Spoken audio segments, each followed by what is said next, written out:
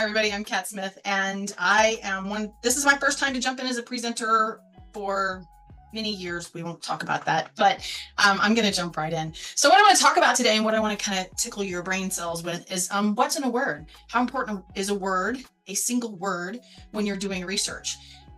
So first, let's understand how complicated words are. A random sample of 225 words from 9 frequency lists indicated that 64% had multiple denotative or dictionary meanings. So in the English language, 64% of words have at least 2 meanings right off the bat, right? Now we're going to add another dimension to that. Almost every word in the US language has a connotative meaning that depends on usage, tone, cultural context, to set social situations, emotional associations. Among the most commonly used words, that same sample, there may be up to 7 meanings. So knowing this when you're entering research, you need to keep that in mind, because when people are talking, they may not be talking about the same thing. And it can really stop the effectiveness of your research, because you can do a whole bunch of research and then somebody just disagrees. Well, they're wrong.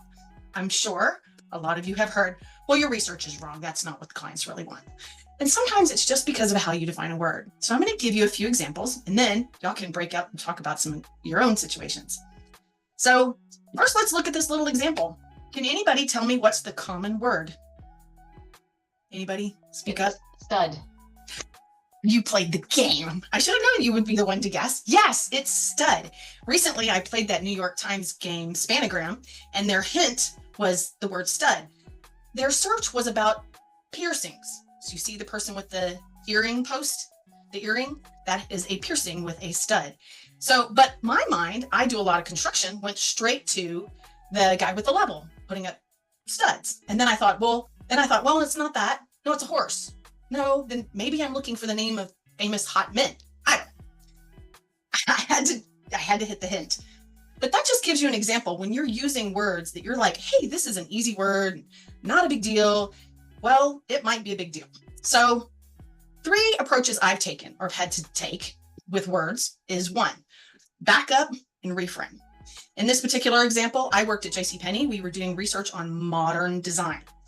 I kept listening to these conversations between the management, the leadership team, the designers, the customers, and then I had seen all the previous research in home, and I'm like, this is not matching. Everybody, they want it to be what you see here on the far left, your straight lines, white, black, gray, sharp, that kind of thing. And that's not how the customers are talking about it. So I listened to my gut and I did a qualitative research. I just had customers, we had a customer database, go in and tell me if they had modern design in their home, and if so, show me a picture. Well, these are obviously pictures I bought off the internet. I wish I could use the ones from that study because it makes such an impact. But the middle one is modern. Well, then you ask them, what are the items in your space that are modern? In this case, they may have picked the art or the lamp. Well, then you look at the far right and you're like, well, that's not modern.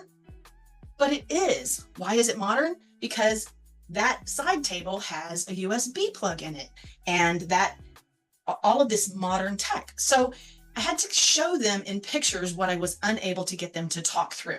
Well, modern is Scandinavian and white and silver, but the customer was different. So that is one example. And by the way, I'll probably be done in less than 8 minutes because I have a tendency to talk fast. Sometimes you just need to be explicit. You just have to go beyond. So recently I did a study. It was about sexual behaviors. And part of the requirement was knowing how many sexual partners you have. So you could ask, how many new sexual partners have you had in the last 6 months? So why did we ask, how many sexual partners have you had sexual contact with in the last year? And then we defined what sexual contact was. You're like, sex is sex, right? A lot of your psychology and emotional underplay is that people will say, no, sex is only penetration. And so they will say, no, I've only had sex with one person. But when it comes to STDs, the subject of this particular study, it doesn't have to be penetration to be sex. So we had to be explicit. You have to keep that in mind. Where are people going to jump in their heads? When you say sex, is it going to mean the same thing to everybody?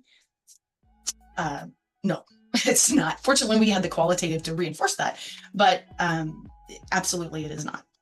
A third situation, and I know this is heartfelt to many, many, many of you, is sometimes you need to define in every interaction you have. And NPS and customer sat is where this comes in over and over and over. When you are talking and presenting to your clients about NPS or CSAT, you need to define the words of who the respondent audience is. A lot of times we just throw up an NPS score and they'll go, well, that's wrong. We do NPS all the time. That is not our NPS score. You've gotten it wrong. Now I don't trust any of your research. You need to start out by defining who you're talking about. I've got some words here. I've been in multiple organizations. They're not always used the same. And for sure, the term market means something different to everybody, because market, as I'm going to define it here, is your entire world. Like, here's the whole world out there. But if you're talking to the CEO, they're probably talking about the people who shop their category or their business. Then you have a consumer shops your category and may or may not consider your offering. You have a customer who shops you, whether they buy or not. You have buyers, then you have those people who love you. I can tell you your NPS score of a loyal customer and the market is not going to align because of all of those connotative meanings to your brand. Then you have the rejector. So this is another word, this is a whole group of words that are critical for you. So you define them and you identify comparisons. You define and use clarifying terms. You tell about them when you present, and you define them again in the written document. And see, I told you I talk really fast. So here is my question for you. Oh wait, no, this is the quote. It's always a bit of a struggle to get the words right, whether we're a Hemingway or a few fathoms below his level. I'm like multiple fathoms below his level, but I know that Sue is way up there at the top, the storyteller. So what I challenge each of you to do, as we do in our breakups, is share what words have challenged you in your insights career and maybe how you addressed making sure everybody was on the same page.